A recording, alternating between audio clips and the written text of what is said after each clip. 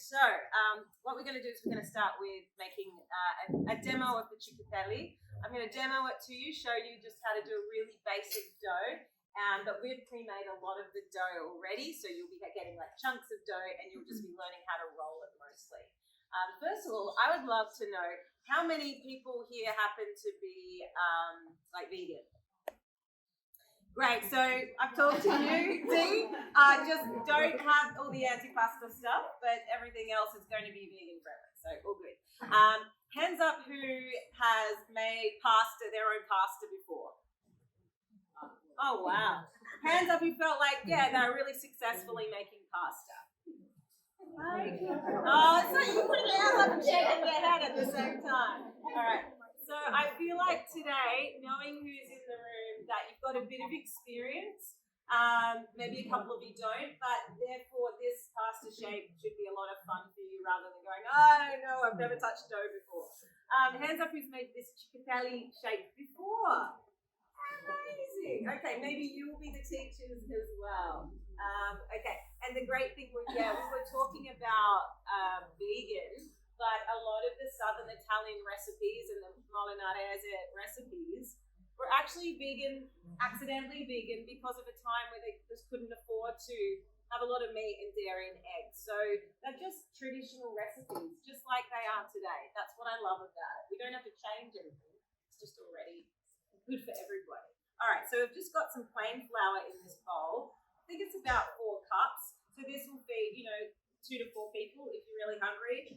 I'd say 4. So about 4 cups, I think, to 4 people. And a bit of salt.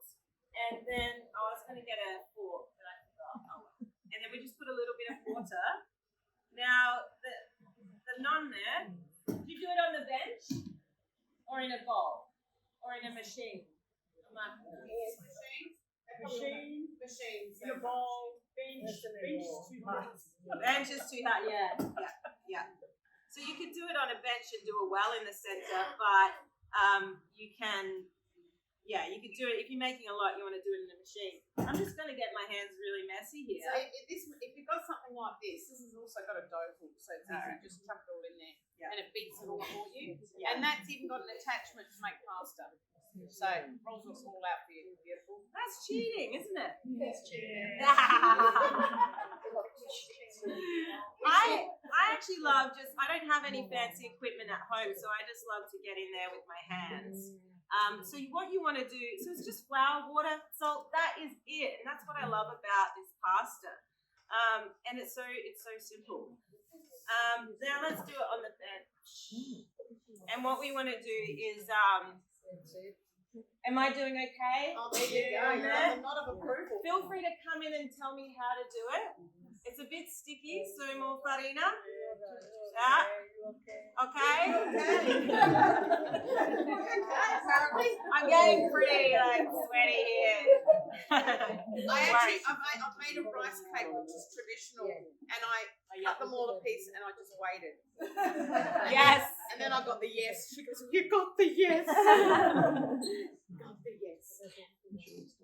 I've got there's a what would you call it? There's a running commentary behind me. They're called the Judge Judy. The thing is, when I grew up, yes, my dad's from Molinara, but mum's from Australia, and so dad didn't speak Italian at home, so that means my Italian is pretty terrible. But when so as an adult, I'm trying to learn more Italian so I can communicate with these beautiful people and learn all the secrets to their cooking and all sorts of things. So for me to connect here with the Molinara Club after so many years is really special. So, and we've got lots of connections. So it's been lovely to connect here. Welcome to the club and all the politics. Yeah. And it's wonderful, Nadia, to hear a person of your age say that. Oh, good. Yes. I feel like... because when we were growing up, it was difficult. So now that you're sort of telling us, we really respect what you people did all those years ago. Yes. So that's lovely to hear. Oh, that's true. It's true, but you came from there was a real hardship, wasn't there? So you had to start life afresh here. But for us, who grew up here and had everything they needed, Now we'd love to know, that range, more about history. All right, so basically you want about 10 or so, 5 to 10 minutes kneading this so it gets smooth and elastic. Yeah, minuti or not? Cinque? It's too soft. Too soft. You can tell it's too soft. It's really important. It's really important when you mix it is that you don't make it too soft. If you make it too soft, it's going to take you a lot longer to get it to that right consistency. Yeah, so you're adding flour the whole way. Yeah, so, you know, like, Yeah, perfect. Just wondering. Yeah. Oh, no, I want them to leave the box. No. I know she's saying that. Oh, okay. Yeah, and you want to rest it. So what's happening today is we might, I don't know if we'll use our own, the pre-made stuff. Yeah. Maybe should I get a chunk of the pre-made? Yeah, thank you. Now, what I normally do is, because I'm not someone who's made this all my life, I go by exact measurements. So today I just kind of get rid of that bowl. Walking to my hair out of my face.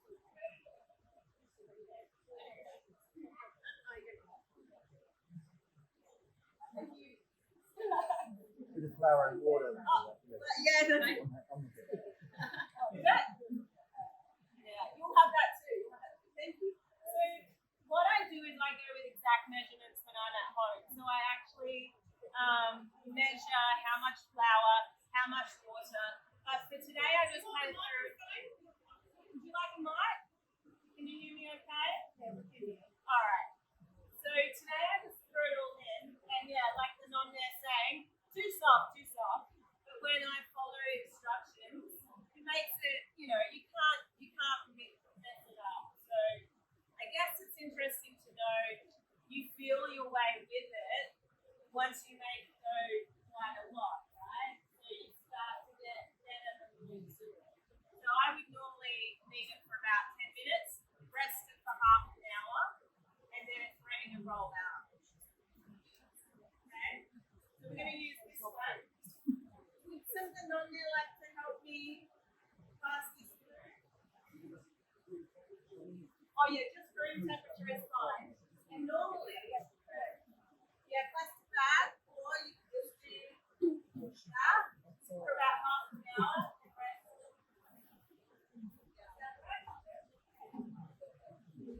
All right.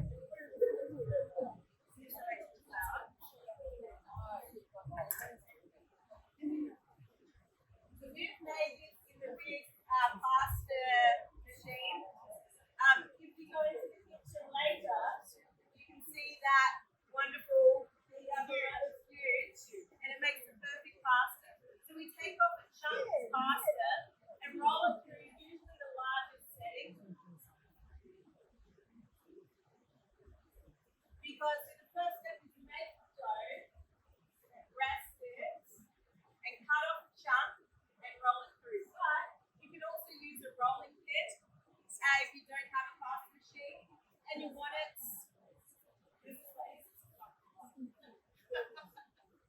to be about 4 mil thick. How many?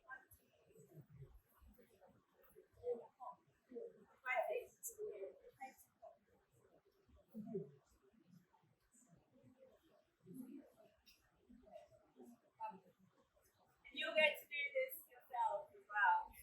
Okay. Just cutting off the jagged bits. And we want it then, so once you roll out your sheet, then you want to cut it into little long strips. This one was a bit strange. This one was more like on 2 or 3. I think the others are on like the widest set. So most of it's the widest one. The great thing about ciccatelli is about the middle finger inside. It catches all the sugar, all the sauce. So what you do is, this is the pasta using your fingertips.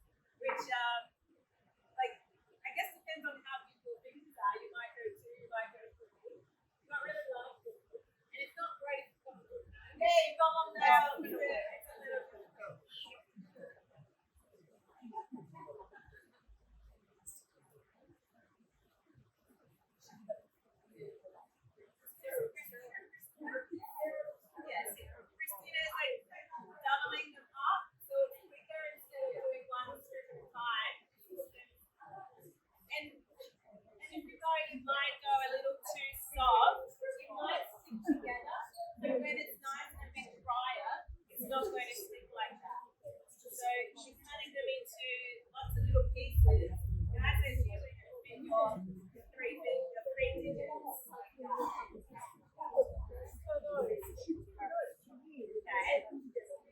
I'm not sure if you can see, but the nonne can help as well. So you get quite flour in it. You get your fingertips, press down, and then roll it towards yourself.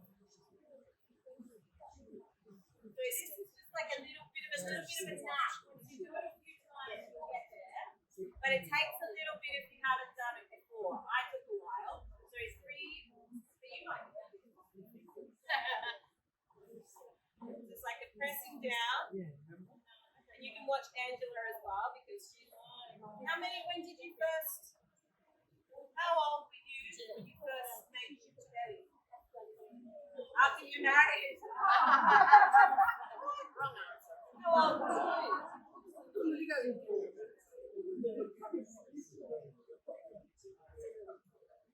So you press down with your fingers, quite firm, and drag it so it rolls over.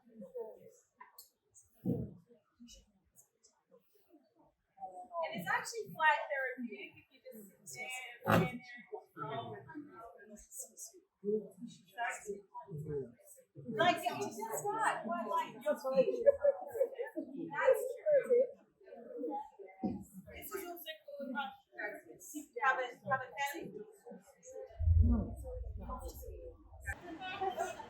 So with amaretti, a lot of the almond biscuits are used in the south of Italy and in Molinara as well. So they think the actual village was actually started by a group of Greeks that escaped from Greece and sort of just hung out there because they could get fresh water.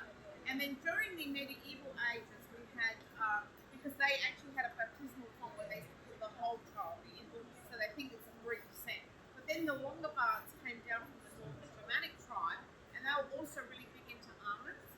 So the amaretti is used often. So all it is actually whipping up egg whites and adding almond meal and condensed milk and sugar. And that's all it is. And once you do that, okay, Let's do the mic. I can hold the mic once I get this. Yeah, the condensed milk is a bit of is something a bit different, isn't it? I've got this recipe because it's really, really, really easy to make it.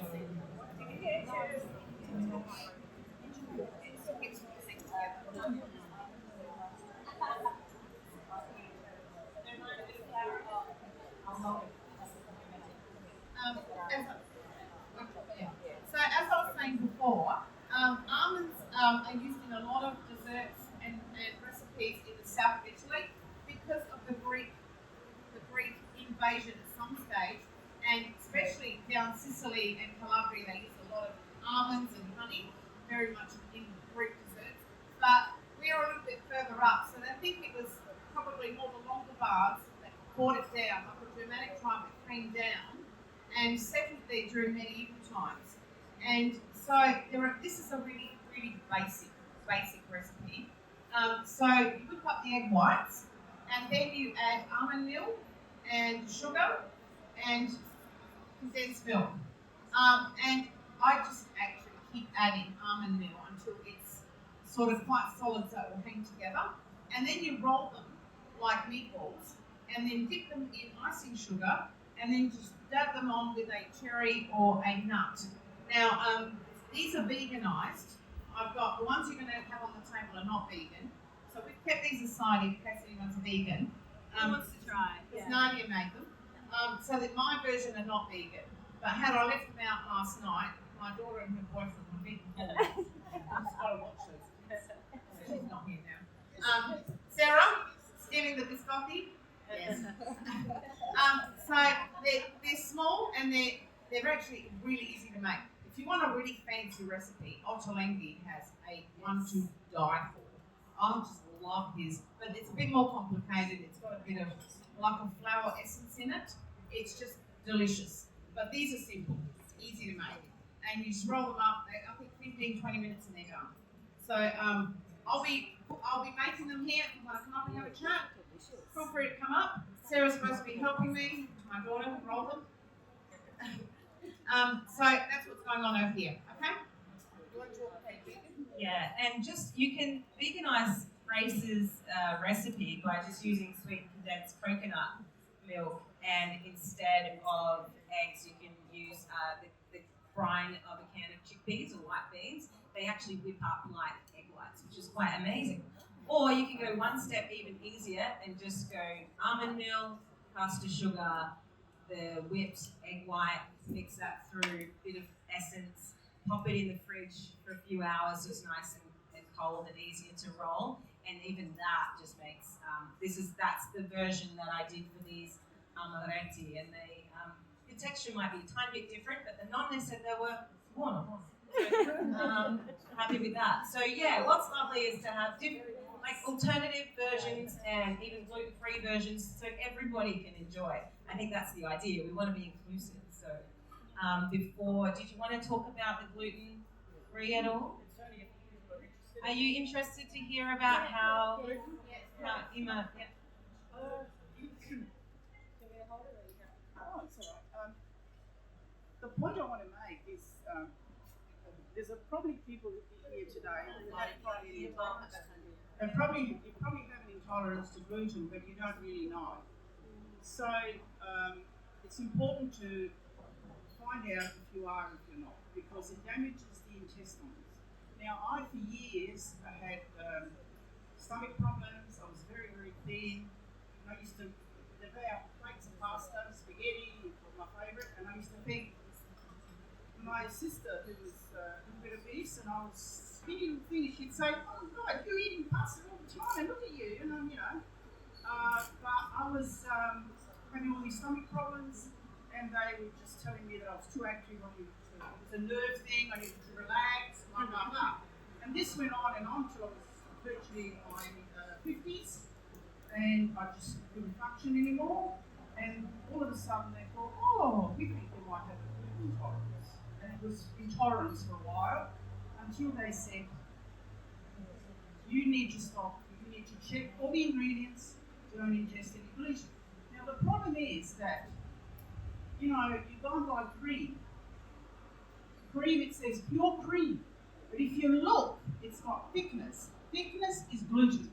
So all of this makes a person who has a celiac disease very, very difficult, even when you go out. In my early years, which is 25 years ago, if I went to a restaurant and said, "I wanted gluten-free," they'd look at me and say, "Oh, that's another market where, she wants to look thin." Quite the opposite. It made me sick, and I'd spend all night, being sick. So it's important to realise that gluten intolerance actually makes you sick. It affects the intestines, and that can lead to all sorts of diseases, osteoporosis, because your body doesn't absorb enough of the nutrients that you're eating. So it's important for that. And secondly, now there is so much on the market that is gluten-free. The point I want to make is that if you're not gluten intolerant, don't eat gluten-free, because it's not that good, The protein's been taken out, it's fattening. So, if you want to be trendy and say, "Oh, I'm good," it's nothing trendy about it. So don't have gluten-free if you're not intolerant to gluten. You don't have to. Don't have to. Shall we look at do you want to tell us what you do with the pasta? I've got a recipe.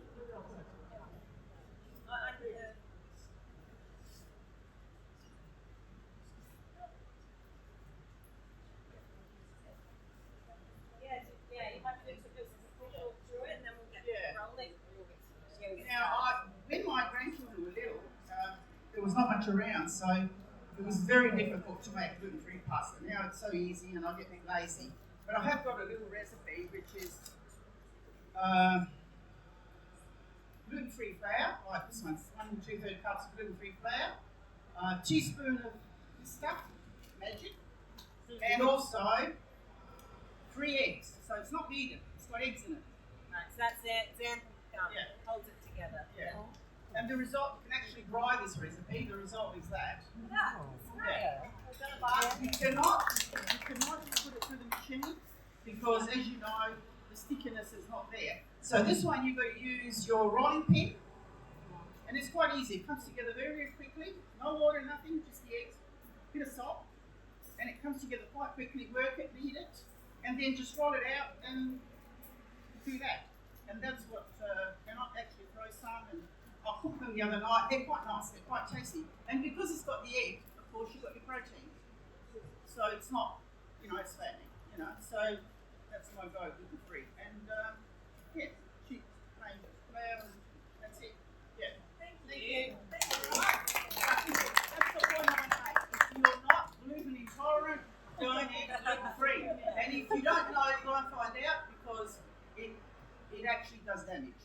I wasn't diagnosed until I was 50. I've still got stomach problems and all sorts of things, so. Yeah, thank you. Thank you for sharing that with us. I think we've all learned something today in chat. Okay, are we ready to go? Let's do pasta. So you're going to pick a table, you're going to roll your own pasta, and the nonna will direct you. You get a little container, and the pasta you roll, you put in your container, and you take that home. So they'll direct you, so you can take that home and do what you want with it, eat it, or you can actually freeze them. And you can freeze them, but don't put them on top of each other. They've got to be a single layer. The sauce is happening in the kitchen. If you're interested, I can take you in there and they can explain how they're making the sauces. We'll be having the biscotti happening somewhere around here. And then we're going to stop for lunch. And we've already got the nonnas that have made batches of them for us to share. They get very nervous about cooking your ciccatelli because they're not all the same. And so that means they don't know how long to cook them for. And we'll have to mind though. I mean, we can't be trusted. We can't be trusted, that's right. So then we'll have antipasto, and we're making the ciccatelli with tomato sauce and with broccoli, with garlic and oil. And then we'll just have coffee and biscotti. Okay? Enjoy.